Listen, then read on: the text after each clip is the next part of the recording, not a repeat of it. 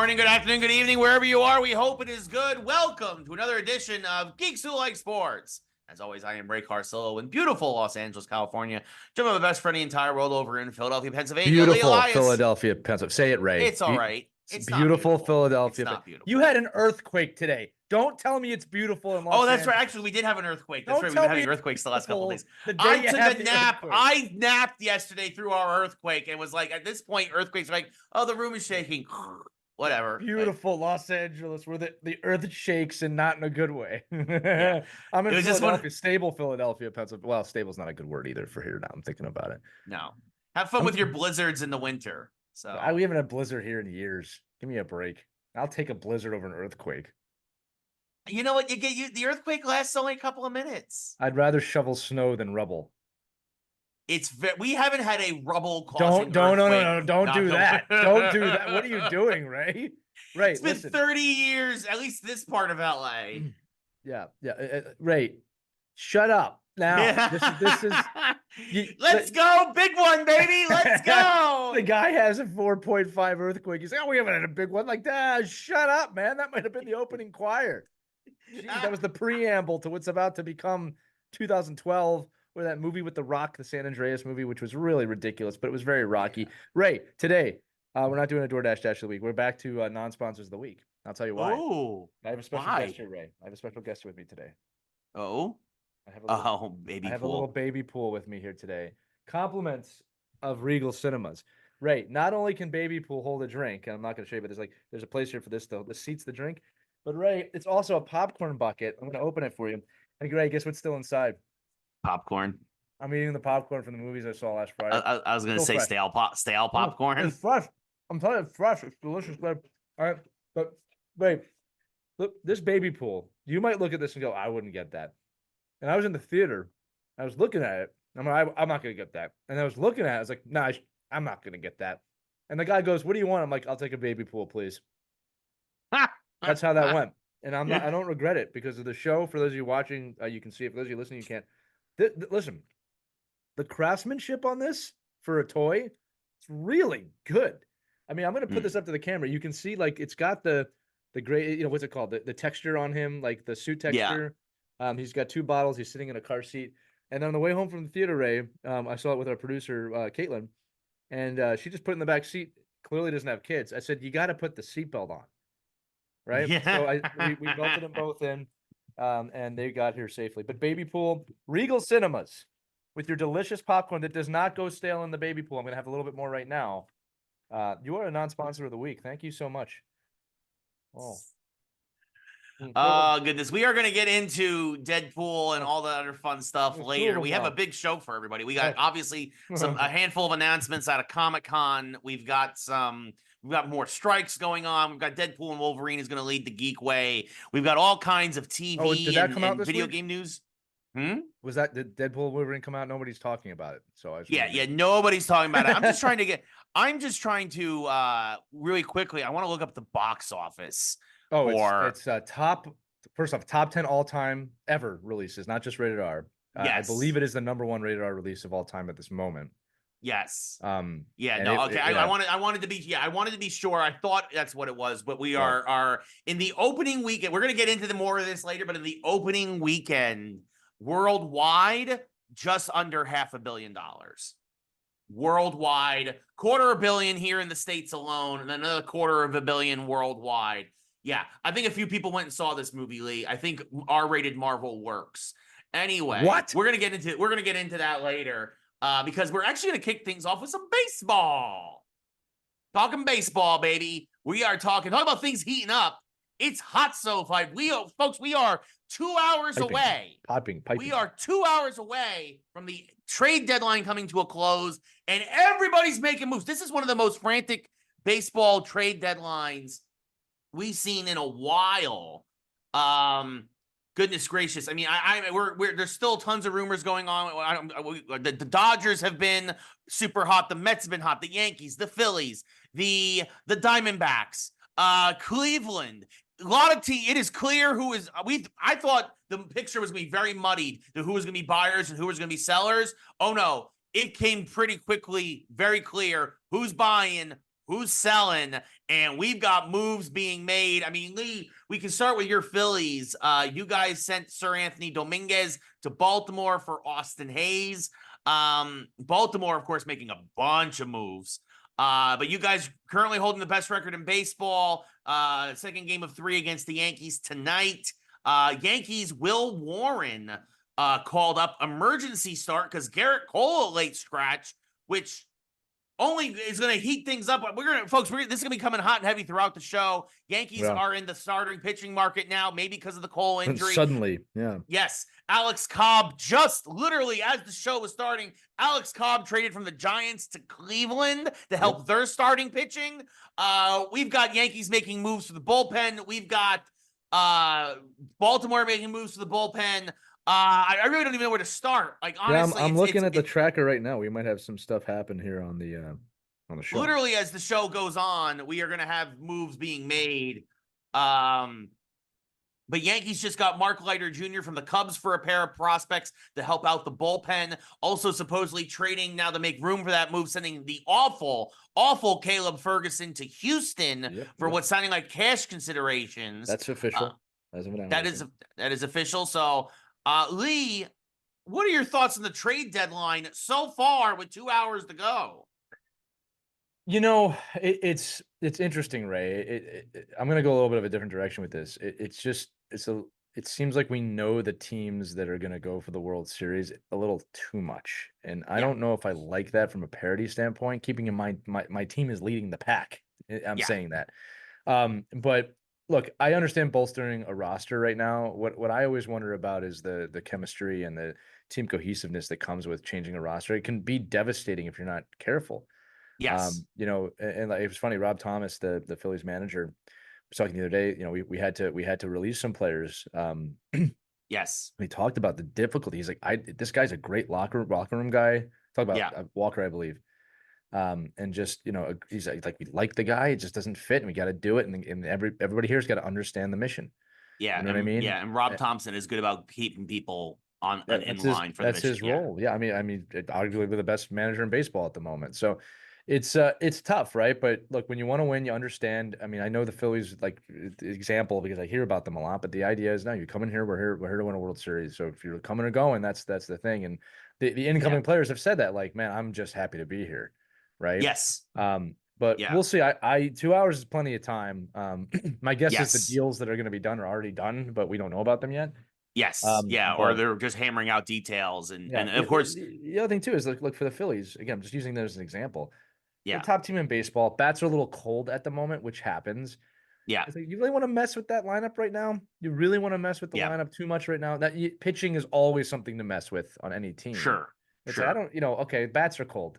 Yeah, it's July. It's almost August. They'll heat back up again. Just, you got a nice 10-game, 9-game lead in. Yeah, you got plenty of room. You got plenty of a cushion, right? You're going through. You're going through a stretch right now. You're 4-10 in your last 14. To be fair, I mean, as a Yankee fan, obviously we know, we've seen my rants. We're 12-23 in our last 33 or 35. Yeah, coming back. It's all in front of you, Ray. But that's the problem. That's what the problem is that, again, I hate our manager more than anything. And I hate, like, I want you to hold these guys accountable. Be like, yeah, we're not hitting the bat. We're not swinging the bat right now. We're not pitching well right now. We got to be better. Like, it's right in front of us. It's right in front of us. I give me more bubble gum. I'm getting more bubble gum. Now it's right in front of us. I'm going to change up the lineup for the 9th time in 9 days. I'm Aaron Boone. Right to the coattails of a home run I hit 20 freaking years ago. But I will say this. Very excited to get Jazz Chisholm from the Marlins, who immediately says, because Aaron Boone's like, can you play third base? And he's like, I've never done it, but I'll play it because I want to be a Yankee and I want to win. By the way, I thought it was funny that he took A-Rod's number and then started playing and played third base for us. But which also, by the way, like Gleyber Torres, talk about a guy who at this point now needs to go just because of his locker roomness. When the Yankees went to Gleyber, do you think you could play third? I'm second baseman. I play second. I only play second base. No. And by the way, Gleyber Torres is categorically the worst second baseman in baseball. Leads the league in errors. And since becoming a second baseman in 2018, Gleyber Torres is categorically the worst defensive second baseman in all of baseball and has been for a long time. Please trade him for a bucket of baseballs and a plate of nachos. Please, please get rid of him. I hate him so much. He's awful. Here's one for you, Ray. Paul DeJong just got just got traded to the Royals from the White Sox. The White Sox are playing the Royals right now, so he has to go to That's the fun. dugout. He just goes. He walks across the blade. Off the diamond. Yeah. Hey guys, good to see you.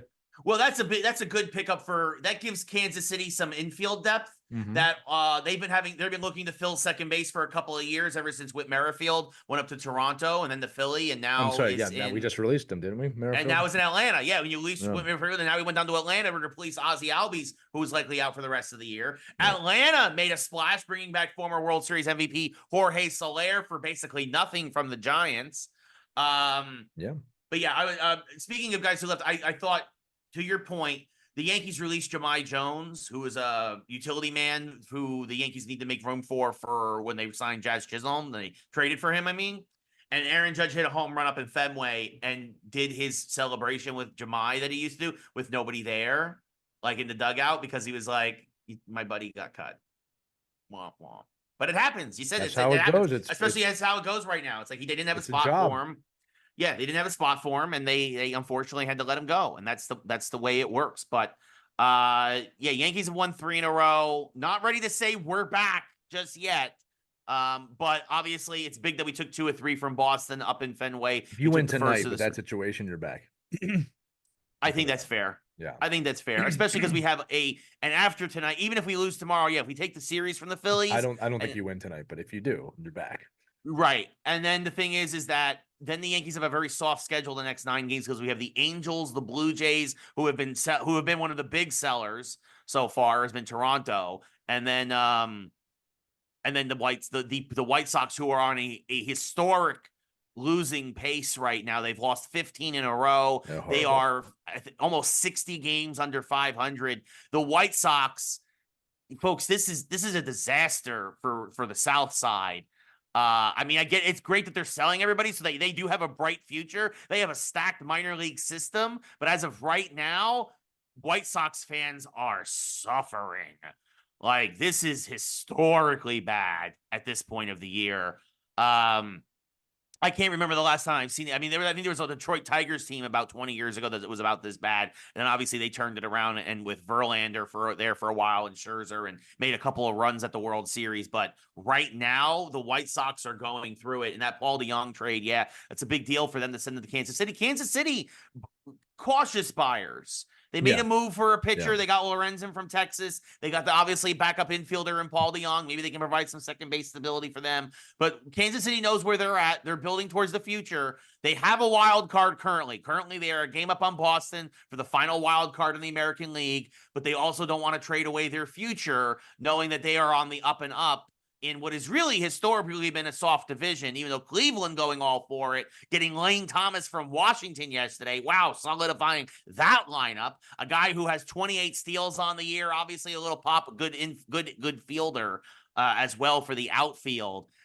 But yeah, Lee, like you said, the buyers are buyers, the sellers are sellers, and this very clearly shook up more clearly than it has in years past, because there are teams that are right in the bubble that are like, no, we're usually who are buyers, like the Diamondbacks, and who are buying, but a lot more sellers than I expected. Well, here's the thing in Major League Baseball, and this is what's interesting about this time of year is like, a lot of copycat stuff that goes on, and it's an arms race, right? You get this guy, got to get this guy. But then last year, you see the Diamondbacks kind of come out of nowhere, and right, they're there. So I think decisions like this are tough. Like, you have to look at the long-term success of the team. Honestly, like the Phillies, the Orioles, the Yankees. Yeah. Does anybody else in the NL scare you right now, like the Phillies, if they're hot? If the Dodgers put it together, sure. Right? Like, so let's just go with those 4 teams. Like, from Dodgers, a decision, big time buyers too at the deadline. Yeah, from a decision-making standpoint, purely from that standpoint, those are World Series ready teams. And you do have to, and again, this is where fans get lost. Those teams I just mentioned are World Series ready. They could win the World Series this year, not guaranteed to win. Yeah. Probably a little bit of a higher percentage. So yes, there's an equation that you have to make of, okay, if I sell the farm or I make a bad move right now, it could hurt us in 5 years. But Right. if we win the World Series, it will have been worth it. 100%. Yeah. That's the type of decisions these GMs have to make. And I'll be honest with you, people out there, most of you couldn't make these decisions. Yeah. Right? Most of you would splurge everything, destroy your organization, or you'd be too conservative. You have to have some guts to make decisions that are going to help you win. And there's no guarantees, right? If you run to a team where someone's hot, that you didn't expect that you can lose. Yeah. But you have to have the guts to make the decision. And that's why those 4 teams are super aggressive, because they know it's in play this year. Yeah. Right? Yeah. I mean, like the Orioles and the Phillies trading with each other was very interesting. Yes. It's very much a, hey, they look, are the favorites to win their respective leagues. Right. And now. it's the attitude with that is, look, let's, we're going to block the other teams in our leagues and we'll meet you in the World Series. That's actually pretty interesting, because you don't typically see that happen, right? No. And both teams got better. Baltimore needed bullpen help. Yeah. And you guys needed an extra, a more solidified outfield, and moving Marsh to center and Hayes to left, I think is going to pay off for you guys in the long run. Yeah. And again, the Phillies won't make any more fielding trades, but they may make another bullpen arm, because you guys use another bullpen arm too. Yeah. End up with another reliever here. Yeah. Yeah. But yeah, no, it's very interesting to see. And then some interesting moves between sellers, right? The Cubs and Tampa Bay really been selling at the deadline, but then the Tampa Bay sends Isaac Paredes to the Cubs, who was a very coveted piece. And then the Cubs send Christopher Morel back to Tampa along with prospects. And both organizations say, we think this is going to help both of our respective organizations in the long run.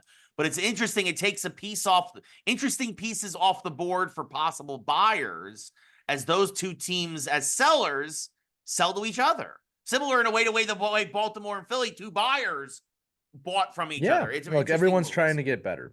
Just because you're a seller doesn't mean you're going to give everything to a better team. Right. Especially if those teams are in your division. Yeah, no, for sure. And that's why too it's a safe trade, because it's interleague, right? Right. Like, totally. So, but very interesting to see, and definitely gonna be fun. Last couple of hours. If anything breaks here on the show as we're recording, we'll give you our thoughts in the last hour and 18 minutes before the deadline, or 118 minutes, hour and 58 minutes before the deadline. It hits here for baseball. I'm watching it. That's why I keep looking away. No, me too. I'm refreshing. I'm refreshing every couple of minutes, right? Because it literally could happen at any second, folks. That the quote that unquote big earthquake could hit California. That's right. The 10.0 trade to the Dodgers. Yes. Trade alert. Trade alert. Trade alert. The deal. The New York Mets. Starter. Yep. The New York Mets are going to get a very solid right-handed starter from the Oakland Athletics getting involved. We were talking about this earlier on my stream on TikTok about how the Athletics have been usually quiet for a team that is oftentimes sellers at the deadline. But the Mets looking to shore up their rotation, especially with the injury to Senga, who looks like he's going to miss the whole rest of the year now. Paul Blackburn looks like he will be heading from Oakland to Queens for a trade that is breaking as we are recording.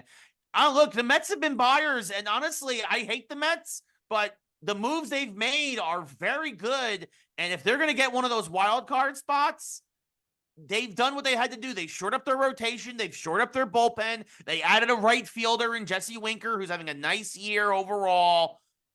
This is an interesting move. Now, as they got themselves a nice middle of the rotation starter in Paul Blackburn. The return has not been finalized yet, but again, we will talk about this throughout the show as it happens. Fascinating. Completely forgot about Paul Blackburn in Oakland, because he is a good starter. He's just his wins and losses aren't there because he plays for Oakland. But yeah, great moves there. So, right. Let's talk about how Simone Biles just became the most decorated gymnast in U.S. history and Olympic history.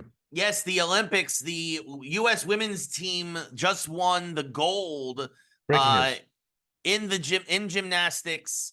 U.S., of course, winning the medal count as of right now. There are, I think, a couple behind Japan for the gold medal leader, but U.S., I know, not surprisingly, going out very strong. The U.S. ladies, and yes, Simone Biles leads the U.S. women's gymnastics team to Olympic gold, kicking off their quote unquote redemption tour. And yes, she is now the most decorated American woman in gymnastics with 8 medals. That's her 8th medal. Congratulations 5 golds. to her. Yeah. Yeah. So to that team. Ray, And here's she's a going to question add to for it you. as this, and she's only going to add to it as this goes on, most likely. Agreed. Here's a question for you. This is something I was Yes. debating the other day. This could be for our audience too. Medal count. Yeah. You know, the way they do the medal count is it's total medals, and the way Yeah. you quote unquote win that tally board, win the Olympics, is most medals. Right. I don't know how I feel about that. So I was saying the other day to my wife, we were having a conversation, should it be medal count, which is one that is a chart, don't get me wrong, or is gold medals what we should be counting? And I went back and forth on that. So I'm interested in your thoughts on this, Ray, of what is more important in terms of keeping score, if you will. Is it total medal count? Because I'll tell you right now, if a country led the medal count and had like two golds, 12 12 silvers, and like 8 bronze, I'm not taking anything away from the medals. I don't want anybody to think that that's where I'm going with this. All right. There's certainly something to be said to being second or third best in the world, plus 4, 5, 6, 7, 8, 9, and 10. I mean, like that's an amazing accomplishment to even be at the Olympics. But the competitor in me is like, well, gold means you won. Right. Silver and bronze, you won something. Right. But you're not the best. You're not number one in the world. You're definitely number one in your country, most likely, unless it's like the U.S. gymnast team, then it's like 1. Right. Yeah. I think the U.S. swimmers, went 1-2 in a competition the other day or whatever. Like, so what should we be counting, Ray? I want to know your thoughts. I mean, and again, I know the answer is both, but what is a more important count to you? Total medal count or gold medals won? Because we're not leading in the gold medals won right now. No, I think it's Japan right now as of this moment of recording. I go back and forth on this one. I want to know what you think. I want to know what the audience thinks. I think the total medals is the consolation prize. Like, I think it should be gold medals. I think it should be gold. I think I agree with you on this. Right? Yeah. It's like the reason I say this, Ray, is because I've never looked at my second and third place trophies and medals as like success. I mean, no. I recognize I look at them as like there's a little hint of regret. Like, I could have done it little depends. bit more. I'm gonna say this again. It's not that I'm not proud of them, and I'm not saying that something wasn't earned there. I don't have anything beyond third place. I am not a fan of participation trophies. Yeah, no, it's top 3. It's top 3. That's above the age of I'll say 8. Yeah. Right? I'm not a fan of participation trophies. I'm not even sure you need them before that. So I acknowledge the second and third place things that I have. I'm not the type to throw them away. Like, we earned them. But I don't look at them like I look at, like, I have a gold medal. Like, let's be honest about it. I have a gold medal. It's probably displayed in my office. I know I wouldn't look at the silver one if we came in second. Right. Again, you lose silver. You can only win bronze and gold. So I don't know. I believe that gold medals is the count that I want to look at. And I always feel like it's like politics, like they're lying to us, right? It's like, oh no, US is leading the medal count. We're 22. And I'm like, yeah, but that country has more golds than us. Yeah. I feel like I'm hitting the 8 ball on in pool with this a little bit. Yeah. No, I what's our motto, Ray? Go for the gold. Yeah. No, exactly. Yeah, no. So, I mean, and sometimes too, I mean, like, it also depends on the situation. Like, I think, what was it? The men's team, I think, got silver yesterday, which I think was it's their first medal in 16 years, and they're in 4 Olympics. Hey, again, it's an accomplishment. I want to make sure this is clear. I am not poo-pooing on the silver or bronze medal or even being an Olympic competitor. Yeah. I am not in any way. But I'm talking about winning in the literal sense of winning a competition. I'm not talking about moral victory. That's a great moral victory for the men's team, and being second in the world is fantastic. There's no shame in that. Yeah. But you're not first in the world. And that's what I'm trying to say. That always bugs me a little bit. Yeah, no, I mean, there were some great stories, like, even this weekend. Like, I watched the women's team archery, which was really fascinating. And Mexico, the Mexican women got the bronze. And it's a great thing because that's the first time the country has ever medaled in women's team archery, right? That is a huge accomplishment for them, right? I think they knocked off the Dutch, I think, in that bronze medal match. Well, here's the other thing too. You're bringing up a good Mhm. point. Like, we're Americans. Yeah. So we're also very used to winning. All right. Yeah. We have a massive population. Historically, we win at the Olympics, right? If I was from St. Lucia, Trinidad and Tobago, Jamaica, Right. if I was from a smaller country, I imagine this conversation is a little bit different. Sure. Right? Because Absolutely. of where, not your place in the world. I'm not trying to say that, but like, we have the odds in our favor with our population. Not to mention, we draw people from all over the world. I mean, we resources. Yeah. No, absolutely. almost have an unfair advantage. We don't, but we almost do. That's just that as part of having the ability to come to this country. But yeah, I thought that was a question I want to ask you. It's an interesting point. Yeah, no, for sure. And in that competition, by the way, this was a fascinating stat. The South Korean women, team archery, women's team archery has been a sport since 1988. So there have been 10. This is the 10th time it has been a sport at the Olympics. South Korea has won the gold every time. And listening to the broadcasters, like this is the kind of interesting. This is when color commentary is at its best. They're like, archery in South Korea, which I would never have known, is like basketball in the United States. Like, these women are paid, and like the men and for the team Korea are paid, and like athletes, like basketball athletes are here in America. Like, it's insane. But like, also, that's amazing and good for those women continuing what is basically a dynasty where South Korea, and by the way, literally by a millimeter, they beat China in the tie-breaking set by a millimeter to continue that domination. 10 straight Olympics where the South Korean women. That's the difference. And again, look, that's the difference. That's how I would say that's an accurate portrayal of how close these things are. Yes. Again, if you want to look at track and field, which usually is on the later half of the Olympics, yes, look at the difference between first, second, and third place. It's like that quick. Yeah. Like, that's the difference. I always like to equate that to people. Can you imagine operating in your job where that was the variance you had to perform at between you and somebody else to keep a job? Yeah. You would lose your mind, right? Yeah, no, the gap is much bigger in the workforce. But yeah, it's an amazing thing, the Olympics. I've always appreciated them. Obviously, both sets. And yeah, I was looking too at the, most countries pay for a gold medal. It was actually funny because America's on the much lower side of that, but that's also economy of scale, where we have so many gold medalists that can only pay like $30,000-$40,000 per gold medal, where some countries are paying close to $1 million. But how they can pay? Well, they're not going to win the gold. That's why it's up to $1 million. It's why it's a big deal when, again, Mexico gets third place in women's team archery. Like, right, you win something nice. Yeah, for sure. Win a trip to America. I'm just kidding. That was a joke. Go to beautiful Los Angeles. They can go to beautiful Los Angeles in a few years, Ray. They'll be there. I can't wait to see track and field when the ground is moving. It's going to be great. I will say this, though.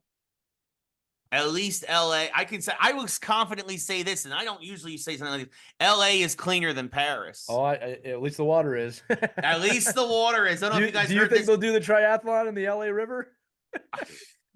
No, I think they will use the Pacific Ocean wisely. They will use the Pacific Ocean. And I will say this, folks, there's been a lot of great stories coming out of the Olympics. There's also been some bad ones. And one of the top of the mind today is the Seine River, however you want to say it. The River Seine in going through Paris. The men's triathlon was delayed due to high E. coli levels in the water and general toxicity and contamination.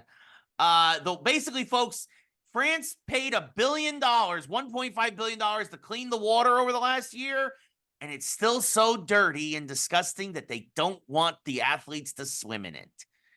It is filthy. And if you've never been to France, I can tell you I've been to France many times. All up and down France. I've been to Nice, I've been to Lyon, I've been to Saint Raphael, and I've been to Paris. It is one of the dirtiest countries I've ever been in. And I've traveled the world. I'm not tooting my own horn here.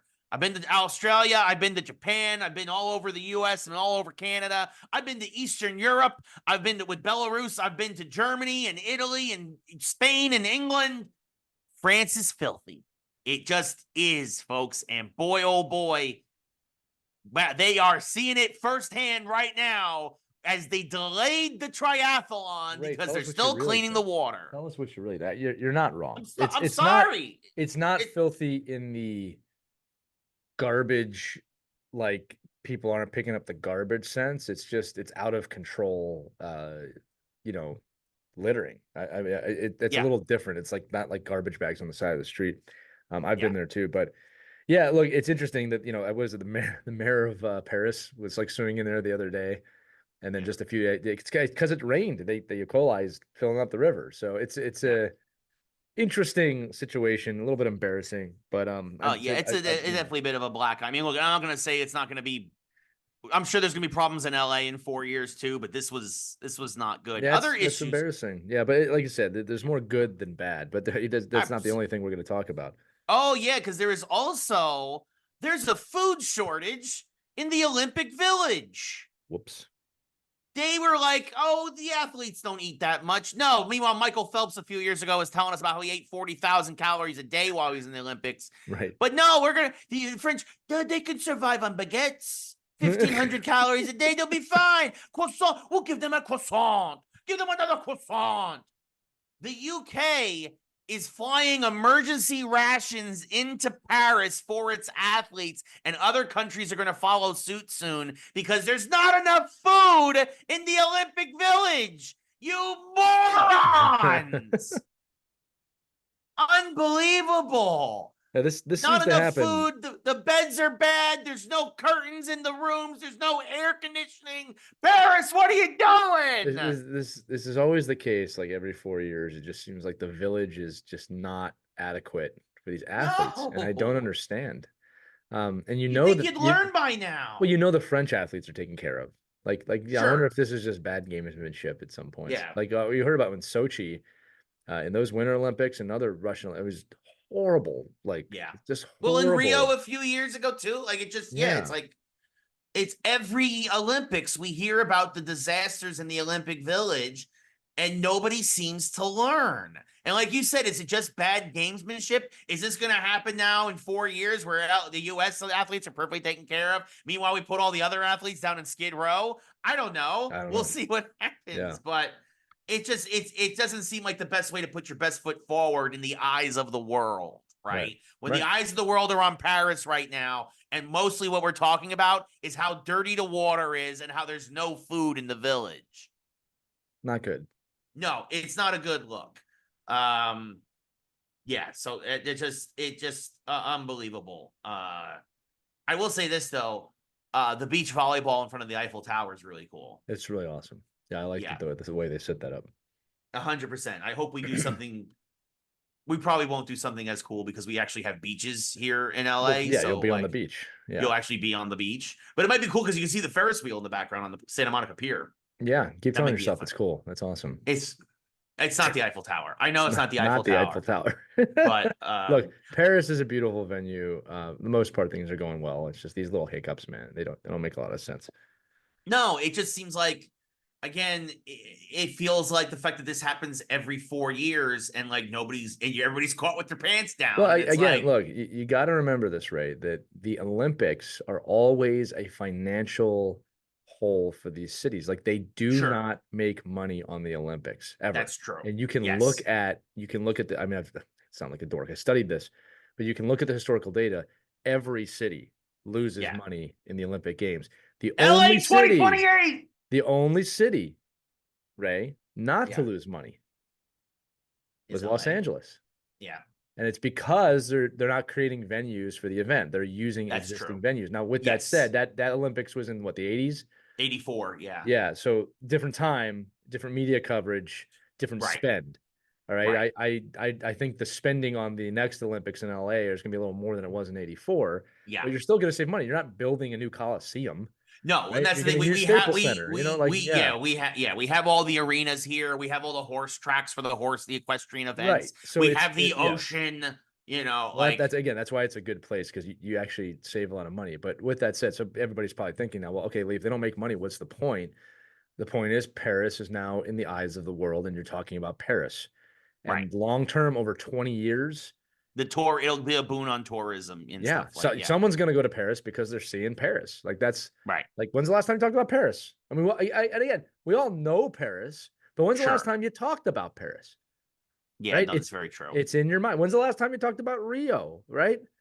Right. By the way, Salt Lake City, Utah just awarded another Winter Olympics. When's the last time we talked about Salt Lake City? 2002. The last time there was an Olympics there. Yeah. Right?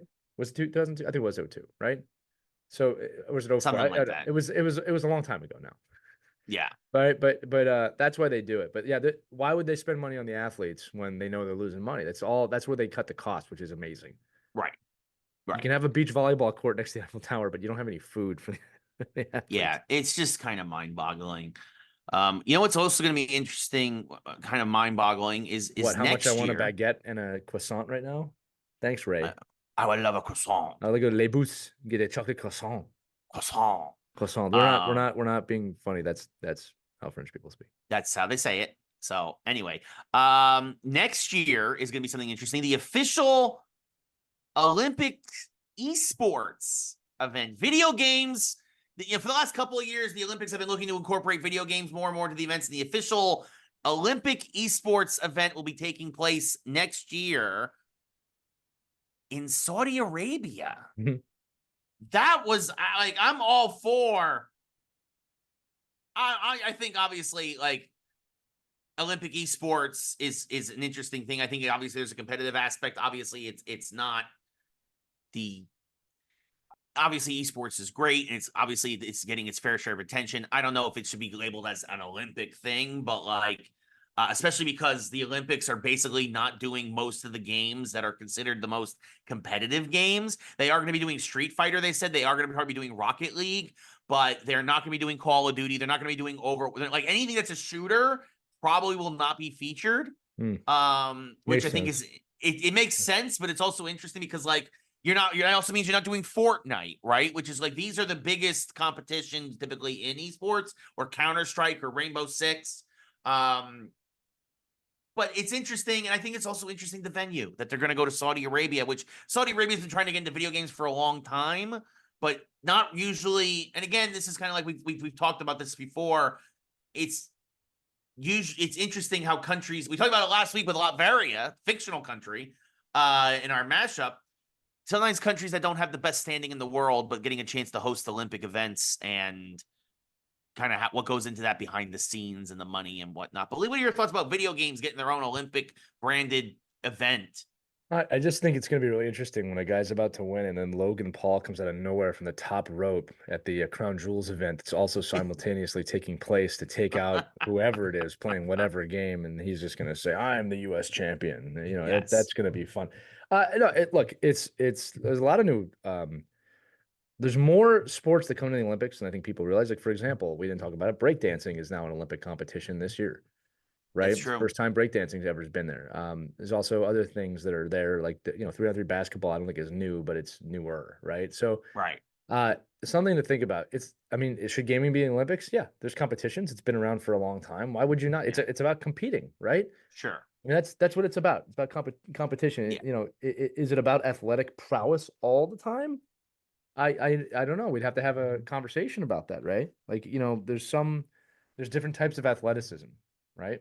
Yeah. Well, and that's why it's also getting its own event, right? It's not part of the actual summer or winter Olympics. It's getting its own global officially event. The Olympic esports games that will start in 2025. There you go. So when are you signing up? Unfortunately, I could be a coach. I'm too old now. My reflexes there's are a shot. 61-year-old ping pong player in the Olympics, Ray. I don't want to hear. I saw that from. Well, I think she's 58. She's from Chile. Yes. I could. Maybe I could be an Olympic. I mean, what? Yeah. What if they do something like GoldenEye? Like the kids can't play GoldenEye today. Sure. They can't do that. That's the thing. Like Rocket League, I can't do Rocket League, and that's the thing. I never understood the allure of Rocket League, to be perfectly honest with you. It's soccer with cars. It's a fun gimmick. It's a fun gimmick. I've never. I don't understand why people keep playing it. It's a fun gimmick, but hey, to each their own, right? Yeah. No, I'm not ripping on it. I'm just saying I never understood it. I never understood why that was a thing. Yeah. No, for sure. But no, I get it. It's a fun game. But yeah, I got out of Rocket League a while ago. But good to the people still playing it. You know what else is changing next year, Yes, I 2025? do, Ray, because I have a rundown in front of me that tells me what you're about to talk about, but the audience doesn't. So why don't you let them know? Yes. So it is official now. Tell We've them, talked about this a couple knucklehead. times, but it is official that Warner Brothers will be losing the NBA after next season. So starting in the 2025-2026 season, NBA is going back to NBC. ABC, ESPN will also have NBA games, and of course, and now Amazon will also be getting NBA games, joining their obviously their deal with the NFL as Amazon starting to become more of a place for sports. You're starting to see the streamers. We talked about this a lot. Obviously, you get live sports. Traditional. That's the only reason why I have any sort of traditional. I have Sling. I think Lee's got YouTube TV. The only reason why I have this is because of sports. Once that's gone, Goodbye. bye bye cable. Cable becomes an internet company. That's what it is. That's all cable will be It anymore. already is. You know, people on Basically. cable still are over 60. Yeah, look, it's an amazing deal. Also, we should note, and I'm going to give my sport props here. The NHL did something similar to this a few years ago. This is just following suit. The NHL switched from NBC to ESPN. So the funny thing I saw about this the other day was Charles Barkley saying, "I'm not going to be with a company that has to sue to keep us around. Like, you know what I mean? Like, if they don't want us, then we're not going to stay." Right? Because they tried to match that offer. It's time for a changing of the guard. Look, I love Charles Barkley, and that panel is great, but let's be honest, it's dated. They're overpaid for announcers at this point. And you need to bring in some fresh blood. Like that is the 90s generational panel there. And it's like that's 30 freaking years ago. It's time to bring in the guys from the 2010s. They're much more affordable. That's Right. true And too. it doesn't mean Chuck can't do broadcasting still. It's just like this is one of the reasons they're making the change. No one's talking about that is how much money they're going to save on their new panelists. Sure. Right. It's gonna be a lot of savings right there. But look, here's the deal. This story I always think stories like this are a little bit dumb because people are like, well, they're gonna bring back the song and you're gonna have that song again. They are gonna bring back the song. Yeah, it's like gimme. So I'm gonna dunk it. Look, the thing about the song is like we're debating that, like, oh, excited. Like, to me, this is so not important. The games are important. Basketball is important. Yes. The biggest news again is that, as we predicted many times, sports are going to streaming services, and I think we're just 3 or 4 years away. Like, so this deal is going to be in 2025. It's probably what, a 10-year deal? It's probably something like that. Yeah, and there you go. So 2035. Yeah, it's gone. It's a bigger deal that Amazon, like you said, it's a bigger deal that Amazon is getting streaming games now more than the TNT games the Warner Brothers games are going to go over to NBC Universal now, right? Like, I mean, that's still a big deal because obviously it shows the continued collapse of Warner Brothers under Zaslav, right? Like, because he doesn't know the first thing of what he's doing aside from all he knows is how to tear things down. But this is a big deal, right? So Warner Brothers continues to suck. Yeah. Warner Brothers continues to suck, which we'll get into more of that later. Like even The Boys is making fun of Warner Brothers at this point, who happens to be an Amazon-run show. Yeah. Well, Ray, I think I said this to you without giving away anything. They literally said in an episode of The Boys, they had this. I'll just say they had this film coming out, and the film gets canceled because the tax write-off would make more money. And they say it in the show and look right at the camera. Yeah. It's like, oh my God. Brilliant. Yeah, no, it's so good on the NBA. Go and get more money for the league. And bad on Warner Brothers, and good on NBC, who realizes that this is a chance for them to get back into basketball. So, and kind of continue to look. NBC lost hockey, and it was bad. Like hockey did really well. They realized they had a huge hole in their lineup without hockey. They had a huge hole, and that ESPN did a better job with it. In spite of everybody hating on ESPN, they did a better job with it. Yes, except for Sean McDonough is one of the worst play-by-play men in sports. Again, broadcasters aside, more people watch Game 7 of the Cup final than have in like 20 years. Yes, they did a better job. Better job of promoting it, 100%. Absolutely. You know who else was making fun of Warner Brothers this weekend? I do. Pretty directly. Deadpool, baby. Yeah. Lee, I'm gonna go right into the big questions. Are we gonna get Henry Cavill as Wolverine? No, we did already. Yeah. Probably listen, not. For obviously, it's like Krasinski as Miss Reed Richards. It's a one-off. Spoiler alert: if somehow you have not seen this film yet, although if you have Yes. not seen it, I don't know how it hasn't been spoiled for you, Yeah. because as we It's predicted, Ray everywhere. and I Yeah. saw this film within probably 24 hours of it coming And out. thank goodness we did, because the Yep, spoilers are everywhere. So this is where everywhere. spoiler alert, spoiler alert, spoiler. It's our turn now to talk about it. We gave you 96 hours. Oh no, So, we're within our own spoiler yeah. rules here. What was amazing to me is it wasn't just spoilers like, oh, this person's in the film. It's the clips from the movie Yeah. all over social media, Yeah. which is How just all ridiculous. these people have not been flagged by TikTok. How these people did not get caught to have their phones in the theater. Like, it's bad, folks. Yeah. Like, it's real bad. I mean, it's And cool it's still made, now that and I've it's still seen it. made, it's still made Yeah. almost $500 million. Yeah, here's what I'll say. I've seen it, so I don't mind seeing these things. It's kind of fun to watch some of Right. those scenes again. But the problem is, if I haven't seen it, I mean, you've ruined the movie. You've ruined the movie. And I'd say it took 24 hours before I started seeing things everywhere. And to me, this was a week-long embargo. Yeah. Yeah. Yeah. No, But top grossing R-rated film opening weekend all time. I think it's in the top 6 all-time opening weekends in history. Yeah. Which is saying something. Yeah, it's unbelievable how much money it's making. And honestly, and it's well deserved, because it is a hysterical movie. It is very well written. It breaks the fourth wall brilliantly. I would have liked maybe a little more stakes into terms of how it ties into the larger MCU, but at the same I think time, we got that, and I don't think that we picked up on it yet. I'll tell you my thought on that too in a minute. The big thing I think we get is anchor beings. I just wrote that down because that is the key to the whole thing. We're going to talk about Dr. Doom in a minute. I'm sure that's going to play into that. And also the fact that Deadpool basically has, with a couple of lines, been like, I can go from universe to universe because I'm Deadpool. Basically, because he has the device. He took Cable's time hopping device at the end of Deadpool 2 is basically how he explained it, and he can kind of go wherever he wants, whenever he wants, and break the fourth wall however he wants. I doubt he will very often. I don't think we'll see him again, to be honest with you. I don't think we'll see him or Wolverine anytime soon. Everybody's, they're going to make a Wolverine Hulk film. No, they're not, because there's absolutely no plot to that film. And if they are, it's not going to be with Hugh Jackman. Yeah, even if it was, it's not going to be good, because I have read Wolverine versus Hulk. Ray has read it. There's no storyline. No. It's just them fighting and ripping each other apart. It could be a cool 20-minute sequence in another movie, maybe, if you figured out. Agree with that. Yes, but that's true. But we also got that sequence. Film. We got that sequence already in this film. Yeah. So, look, long story short, Deadpool and Wolverine was a love letter to the Fox universe while also nodding to the MCU in the best way possible. It was fantastic. Completely lived up to the hype. I know that because I couldn't stop thinking about it after I saw it.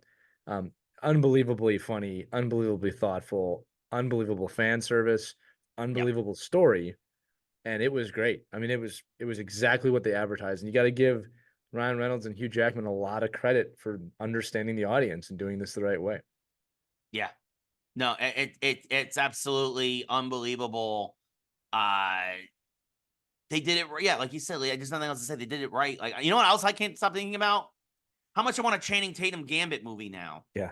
That was acknowledged today by Channing Tatum that he was really thanking Ryan Reynolds for going out of his way to allow him to play that character. For those of you who don't know, this was a greenlit movie that Channing Tatum was going to play Gambit.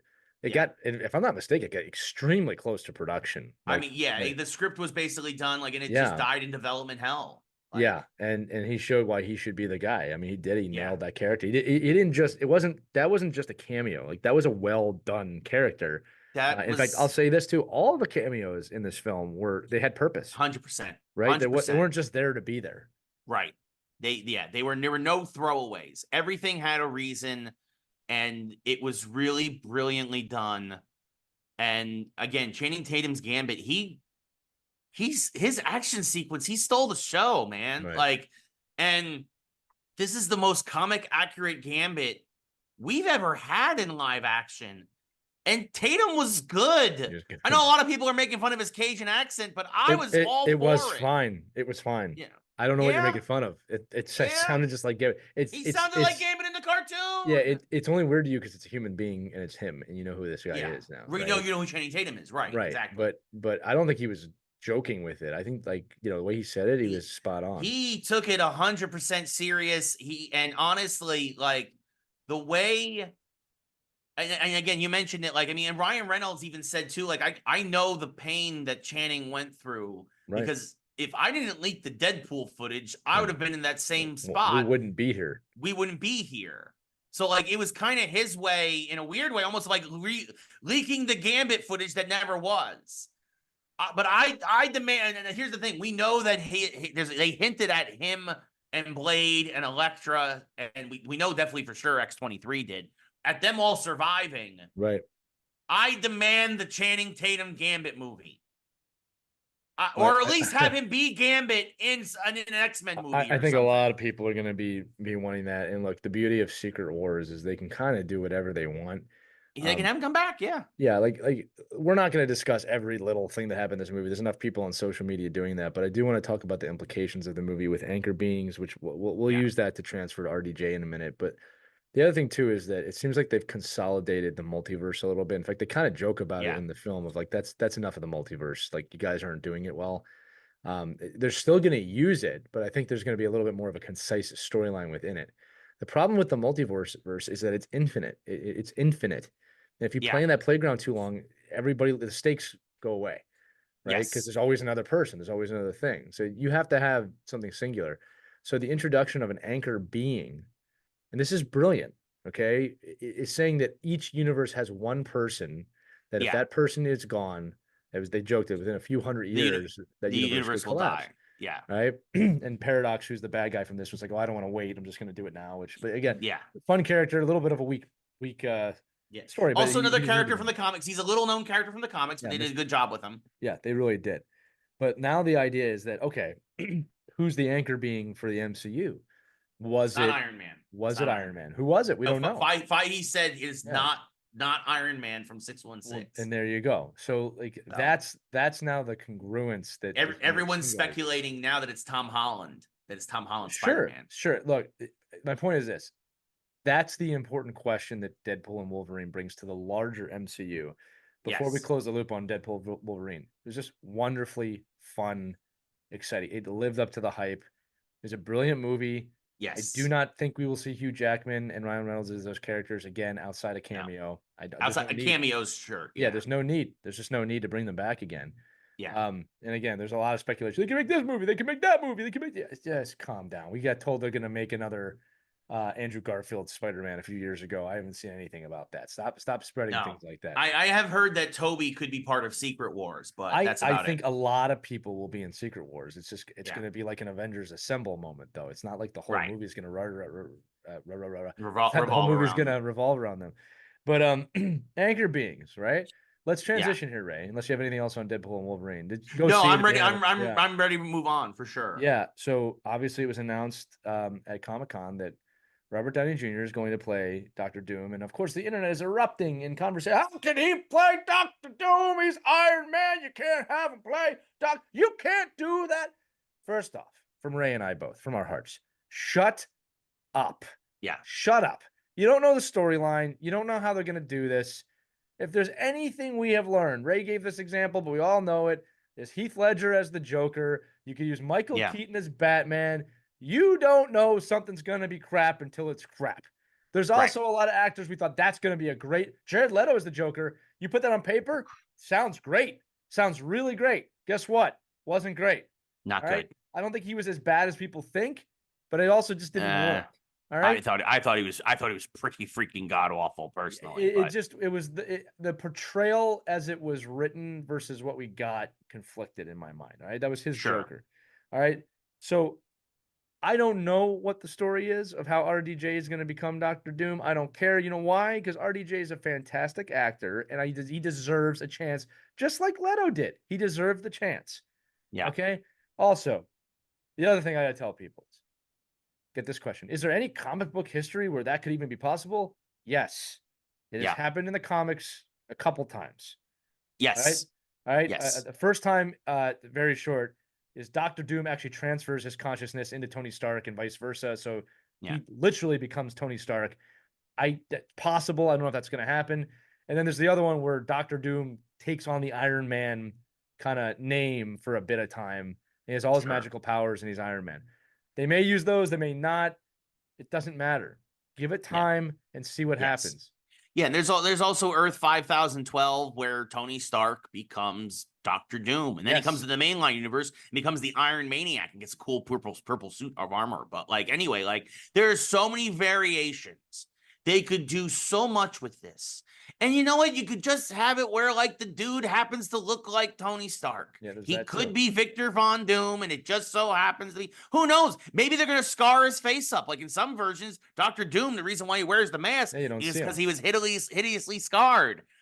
You don't know. And if you're going to get one of the best actors of all time, then like, this could be. You roll the dice. This could be like a Josh Brolin thing we talked about the other day. He was Cable. He's also Thanos. Yes. Okay, so we don't know. The point is this: we don't know. We can speculate all we want. What I do know is RDJ is one hell of an actor. Yeah. I highly doubt he would have taken this role if it did not amaze him and challenge him. He doesn't typically he don't do need things. the money. He don't need the money. He doesn't typically do things like that for money. He likes to challenge himself. He likes to push himself. And the other thing too is this: he's smart enough. He would never try and compromise what he created with Iron Man unless this was an amazing story the way they pitched it to him. Yeah. So look, if it's crap, we'll be on here in 2026 telling you it's crap. Yep. But I'm not going to tell you that today. Yeah, no, we'll wait and see. By the way, breaking news, Tanner Scott, closer for the Marlins, going to the Padres. So that's what's in. That is what's happening as of this moment with an hour and 20 minutes left before the deadline. Don't know what you got any more of those relievers there on your team? We need some relievers.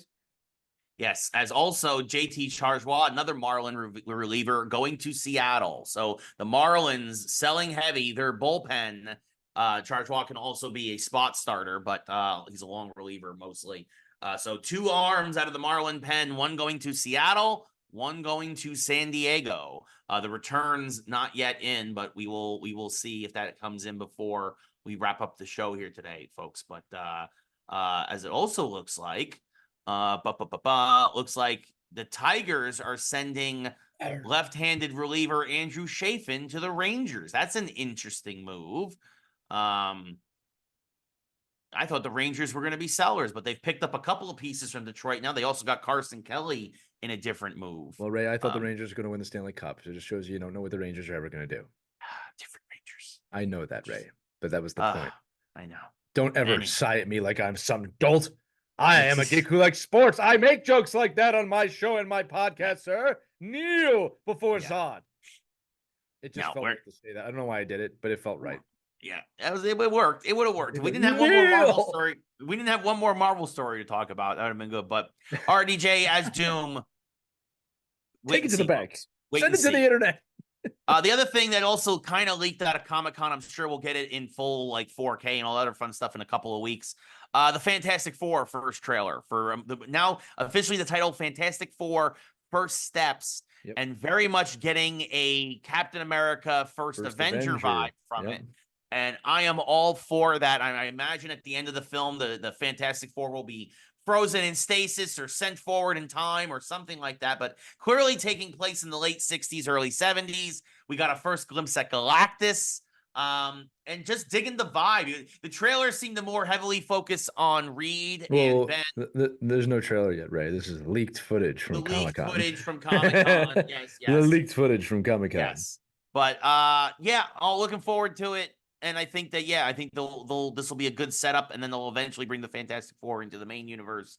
Cannot wait for that.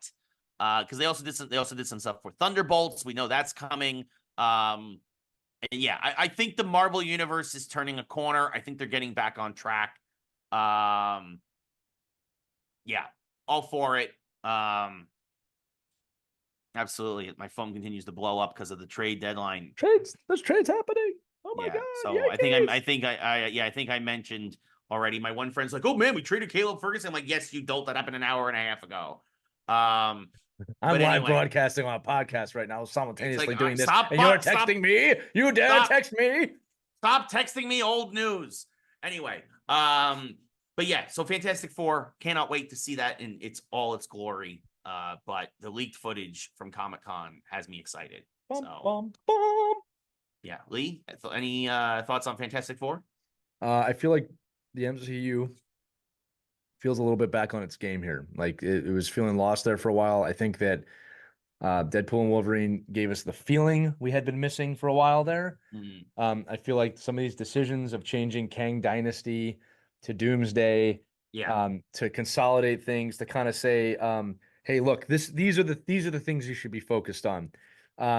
It feels like the MCU of the past a little bit more right now.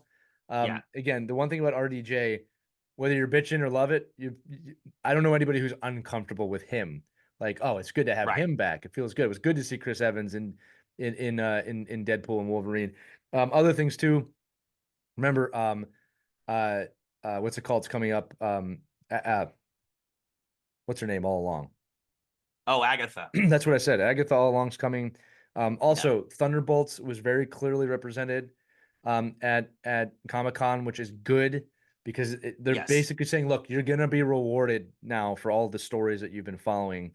Like we're consolidating. All right. Yeah. I appreciate the Thunderbolts thing, right? Because that's 6 or 7 shows and movies Yeah. coming together. And as a fan, it's like, look, you're gonna be rewarded. Okay, you will be rewarded here. I have no idea how they're gonna get away from Kang. All right, I that has think I not think been they done. should have Robert Downey Jr. kill all the Council of Kangs in the first thing he does in I Doomsday. think that's what's gonna happen. The brilliance of that scene now is they're all in one place. Yep. You just have to show up and zap them away, Yeah, that's and that's it. the end of that. Yep. Don't beat up a lady next time. Yeah, Fantastic Four looks like a lot of fun. It looks like a lot of fun. Yep. But they did a good job here, man. And like I said, just the reorganization. They needed a big Comic-Con this year, and they needed it to work well. Yes. And they totally did. Um, Surprisingly, Ray, switching out of the MCU, we have some not negative DC kind of stuff here. By the way, It DC, before we jump into it, redid their logo again, and they did yeah, it right. the movie studio logo is now the DC Studios logo is now the logo that was on the comics for basically our lives Ever, growing up yeah. from like the 60s through the 90s until they were like, you know, we need to we need to add a swish to it. We need to do this. Yeah, no. Don't fix something that's not broken. Yeah, Marvel never did that. Marvel's logo has been the same for 70 years. Yeah, they might have got rid of the Anyway, big M, but the Marvel was always there. Look, yeah. so yeah, they went back to the classic kind of. I'll just say Yes. the Death of Superman logo because that's probably the focal point for everybody. Yes. Yeah. And by the way, for those of you who don't know, the old logo was kind of the D with the page kind of turn, which I that was the old movie logo, right? The D, and then there's like a I little bit think of a that was pin. most of the comment. It's Yeah. DC in a circle with like 4 stars. Yeah, Real I'm simple. saying the old DCU logo was the D with the Oh page coming yeah, off. yeah. Okay, and That's right. it Yeah, was mildly clever, but it's like, what the hell are you doing, right? Like yeah, that's not DC Comics. Well, we're not DC Comics, we're DC movies. You're the same thing, you right. morons. All right, that's the one thing the MCU has always understood, even in their misses, even in Marvel's misses in the Yeah, MCU, they are somewhat comic accurate. yeah, All right, like Eternals, which they're never going to go back to, yeah, somewhat comic accurate. They still didn't screw that part of it up. DC, let's give Batman guns and let's have him have guns and then he can shoot at Superman and well, he'll have guns. What are you thinking? Now we're past that. I do believe that this logo coming back is heavily being influenced by our friend who's making the new movies. All right. Oh, James And Gunn. I think James Gunn was like, put Oh yeah, this. this was his. I think this Yeah, was put 100% his you want to get decision. people Absolutely, excited? This is a starting 100%. point. Put that logo Yeah, back up there. yeah. But Batman, Cape Crusader came out. Is Is coming coming out. out. Yep. Later this week. Thoughts, Ray? So they had a panel at Comic-Con, and the whole series will be dropping on Amazon Prime. I'm still very excited for this series. Everything I'm seeing from it makes me excited. There was a lot of backlash on the internet over this, of course, because, and again, my approach is wait and see. Wait and see. Wait and see. Basically, they announced that Minnie Driver, the legendary actress, is going to be playing the voice of the Penguin, and that it will not be Oswald Cobblepot, it will be Oswalda, and that the Penguin will be a female penguin. This is multiverse. This is, I mean, yeah, this Infinite Crisis. This is a different universe, right? There's The nothing Cape wrong with Crusaders that. taking place. Yeah. So anybody who complains about that, anyone who complains about that, you have to immediately say that you don't like Miles Morales Spider-Man. Sure. You have to because Doc Ock is a woman in that, so you can't complain about this and not about that. Yeah, it's a different universe, completely different take on the characters. Yeah, I mean, I think you could have gone. I don't know. I don't think you had to call her Oswalda. I think you could have come up with something better than that. But yeah, it's whatever. Let's see how she does. Like again, maybe look, maybe there's a lot of aspects that are going to suck, and then we can definitely tear it apart. But like, we don't know yet. All we know about just need a win. We need a win for Batman right now. Yeah, definitely. And like, we're talking about all the wrong things with this show right now, and that's not good. I mean, the fact that some of the things, and again, this is me being 40, but like I'm starting to see stuff from like 90s Batman films, like Happy Meals and clips. Yeah. And even like Batman and Robin, Yeah. Batman Forever, like has a little bit of rosy color to it now. Like, oh yeah, I kind of miss that. Yeah, I mean, You know what I mean? look, I will say this. I get it. It does feel like an unnecessary change for the Penguin. Well, like it just, but it's one of those things where it's also like if you get Minnie Driver to do something and she wants to play the Penguin, you figure, yeah, like so. I don't know. It doesn't. It doesn't bother me either way. Like I don't know. Like, I'm just gonna say on the note I just said too. This is totally off the side. I do believe.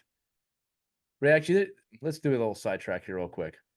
Of the original 4 Batman movies, so that's Batman, Batman Returns, Batman Forever, Batman and Robin.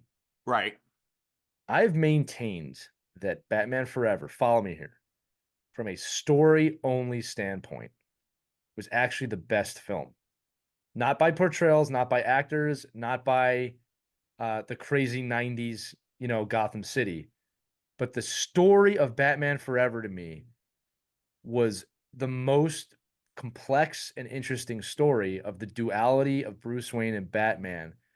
My second pick would be the original Batman, but that's a pretty 89. It's a pretty black and white. You killed my mother. My name is Ignia Montoya. You killed my mother, prepared to die. You killed my father, prepared to die. Like that's what that story was, right? Yeah. It didn't really dive into who Batman was to the city, and Well, that's the thing, but it's also like very in a weird way, almost year one, where he's still kind of establishing it's an himself. origin story. But like, look, I've maintained this too. Like Rocky 3 is actually my favorite Rocky story. Right now, Rocky 1 is great. I agree with that. But it's an origin story, right? Rocky 3 is actually, and everyone loves Rocky 4, but Rocky 4 is kind of a crazy story, right? Rocky 3 is actually the most realistic boxing story they had. Yes. Right? Yeah. He's a champion, he loses, he's scared. Like that was a good story. But I love Batman Forever because of the duality. I mean, he has a therapist in that movie. And that the decision that I am both Bruce Wayne and Batman at the end.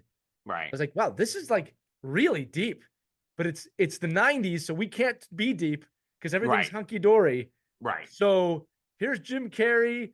Oh yeah, we changed Two-Face to another actor that happens to be a different race. No big deal. That was miscast horribly. That was that like I love Tommy Lee Jones, but I do too. They should have just stuck with Billy D. Williams. They should have just stuck with him. Yeah, but do you disagree with me that Batman Forever, one of the best stories Batman's ever had? Story only. Again.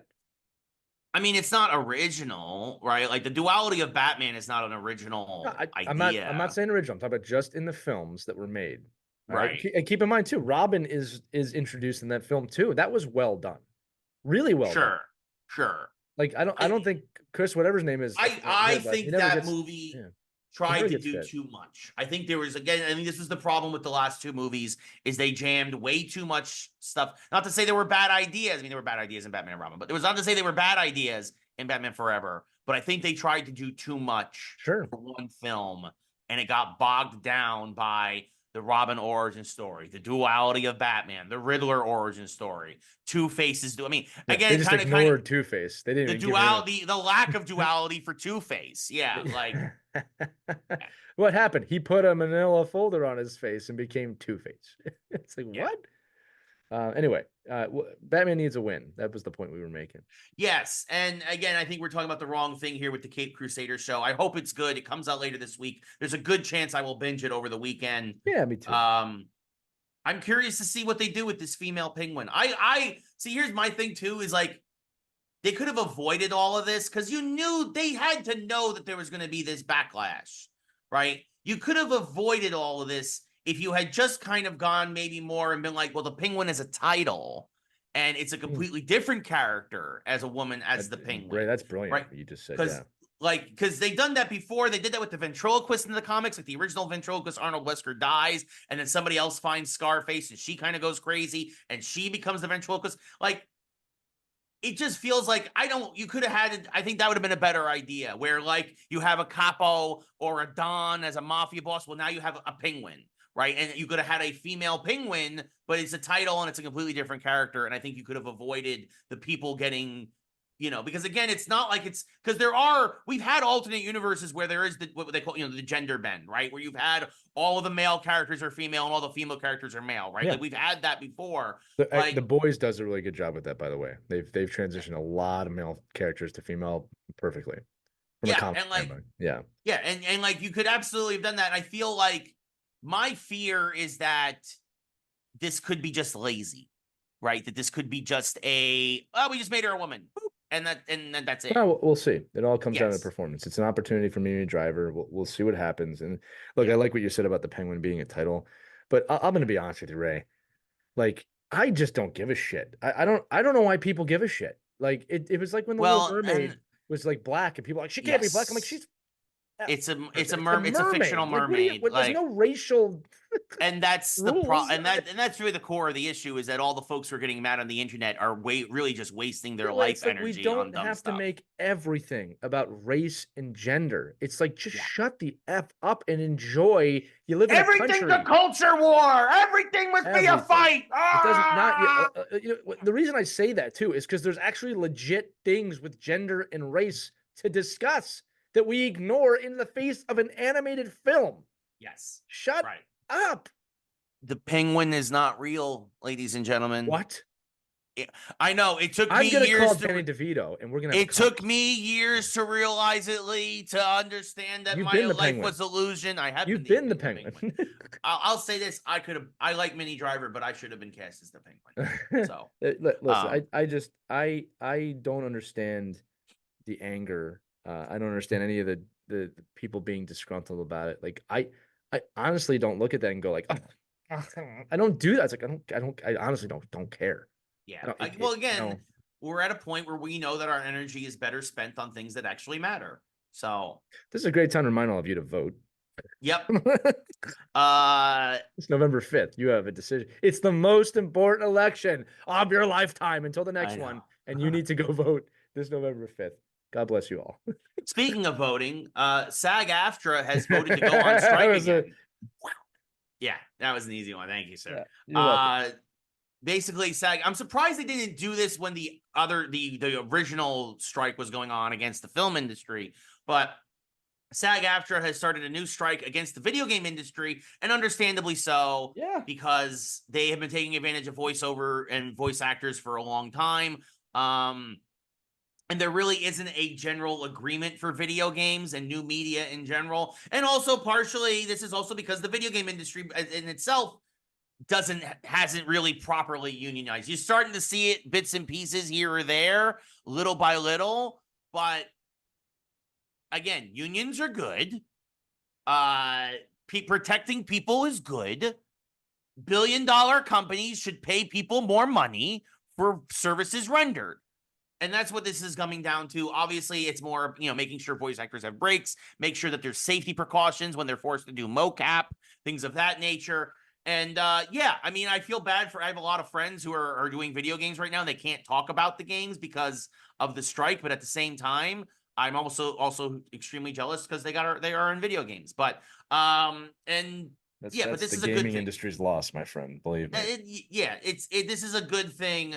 This is a good thing in the long run. And the video game industry needs to the CEOs at the top of the video game industry need to be punched in the mouth, and they need to understand that again, we talk about this a lot, the unprecedented growth they had in the pandemic is over now It's a bubble. because the pandemic is over, and they need to grow up and they need to understand that, like, stop wasting money on dumb stuff and pay your people what they're worth. Because in the long run, look at what Nintendo's doing. When things go bad for Nintendo, their CEOs take pay cuts. They don't fire people. And then Nintendo comes out of it and now they're making record profits again. Oh, because the people they invested in now are making these amazing video games that everybody loves. I don't know what you're talking about, What Ray. a concept! I would never do that, Ray. Take care of your employee. What a novel concept, taking care of the people that take care of you. What an idea. Holy shnikes. Oh, but yeah, this is a good thing. Stand with SAG-AFTRA. Video game industry, get your head out of your collected asses. Yeah. Well, and look, here's the other thing too. I'll say this, right? And this is what's funny. This is after they're doing this after the film industry. Right. Again, they should have done it together, in my opinion. Well, I like to bring this up to our audience, Ray. They're doing this after the film industry. Ray, please tell people the stat once again, the size of the gaming industry versus the film industry. This actually is being done backwards. Yes. The gaming industry last year made $181 billion. What was that number again, my friend? 181 billion. Did you say million with an M? Billion with a B. With a B. So, and that's more than the music, movie, and movie industries and every major sports league combined. It's MLB, NBA, NFL, NHL, MLS, music, pro movies. archery. Yeah. Throw that sure, throw archery in there. Sure. Why not? You can throw a few more sports in WNBA. I'm sure you can throw a few more. Yeah, WNBA. Yeah, like you can throw a few more things in there. And the gaming industry still made more money last year than all of those combined. Yep. So SAG-AFTRA are doing it right, but hopefully this starts to right the ship a little bit, buddy. That industry's not going anywhere. No, they're losing people quick. Yes, including me. Now I'm gonna say it, man. Deadpool and Wolverine was one of the best films and most fulfilling experiences I have ever experienced in a theater, and I'm so thankful that lived up to the hype. Yes, and I probably will see it again. Because there are so many holy shit moments in the film that it's almost tough to sit still and like see everything that's going on. But even in watching some of the clips again that are being leaked, it's like, oh, that's really like you see it again with even more reverence. And like the last film that I remember doing that, Ray, was probably Endgame. Like obviously the Avengers Assemble scene. Like I probably watched that a few hundred times. That scene. Oh yeah. You know what I mean? And it never gets. I still watch it when it comes on. Yeah. All right. Like this movie felt like that, especially when Wolverine and Deadpool are fighting all the Deadpool Corps. I mean, that was pretty amazing. That was brilliant. Absolutely brilliant. So, the music, how they used the soundtrack. I mean, from the beginning to the end, it was nearly perfect. Yeah. It was paced well, unlike Acolyte. So what's next, Ray? Before we close up, what is the next thing coming out? Is it Agatha? It's for Marvel. It's Agatha. Just in general, in Star Wars October. doesn't have anything coming anytime soon. And well, I'm not going to see it in theaters, but the Borderlands movie, which of course is based on a game, I'll wait for that to hit Netflix. Yeah, that's not big enough for me. The new Beetlejuice sequel in September. That's exciting. Yeah, I'll give you that. I'm excited about that for sure. Yeah. I think September, October, you're going to see some big stuff starting with that. Yeah. For sure. You got the new Aliens movie in a couple of weeks. Great. New Alien. I wonder what happens in that film. Yeah, it's the exact same thing as the first Alien. I wonder obviously the face huggers hatch. No, and then attach to people's faces. The humans will be the main characters that you really, really care about. This time, you're going to care about them, and the alien's going to be kind of like a sideshow. Yeah. Oh my God. No. This one's different. No, it's not. No, it's not. No. This they changed this thing and it's different. No, it's not. No. All right. Look, I'm a fan of Xenomorphs like anybody else, but you haven't changed anything. The only film that ever was fun to watch was Prometheus because it's interesting and it's not really aliens. It just is a prequel to Aliens. And I was like, oh, this is interesting. I appreciated that film, but since then, no. Nope. No, yes, I guess the big thing would probably be, yeah, I mean, I might binge Beetlejuice. Cape Crusader, but yeah, movie-wise, it's Beetlejuice, yeah. Yeah, or Beetlejuice Absolutely. 2, for those of you who don't want to say Beetlejuice twice. Yeah, Beetlejuice. So, yeah, looking forward to that. Yeah, and then Agatha, and then I feel like there's a couple other things coming out. February is Captain America 4, Brave New World. That'll be fun. And Thunderbolts yeah. is coming too, so we'll see. Yeah. So, but that's basically it. And that's basically it for us this week, folks. Oh my God. We'll see you next time on Deadpool and Wolverine Like Sports. They might like Wolverine likes sports. Here's a question for you, Ray, before we close this out. Yeah. You and me, who's Deadpool and who's Wolverine? I think that's a harder to answer question than you might think on the surface. I feel like we're both Wolverine. I feel like I have a lot of Deadpool in me. Yeah, I have some Deadpool too. Yeah. It's the problem. I talk too much. I make a severe amount of pop references from my day. I do too. All right, and I literally crack jokes now. I literally you're go a comedian. on stage. And, I feel like I'm pretty witty. I mean, I have the Wolverine body, but yeah, I guess I have the Wolverine Berserker rage. Berserker barrage. Yeah. Right. I don't know. Will you grace us all with a Berserker barrage? Berserker barrage. Thank you. It was worth it. Okay. Goodbye. All right. Yeah. No. Let us know what you guys think. Who's more Deadpool? Who's more Wolverine? Comment below. I'm a little bit Deadpool. He's a little bit Wolverine. You should have done that. Let's go viral. Oh my goodness. So well, that's a Deadpool thing that I did there. That's a on Deadpool that thing note, that is a very Deadpool thing, and my reaction was very Wolverine. Like, oh god. All right, for Baby Pool, for Lee, I'm Ray. Stay tuned for the mashup later this week, folks. It'll be fun. But until then, this has been Geeks Who Like Sports. Good night, everybody. Bye.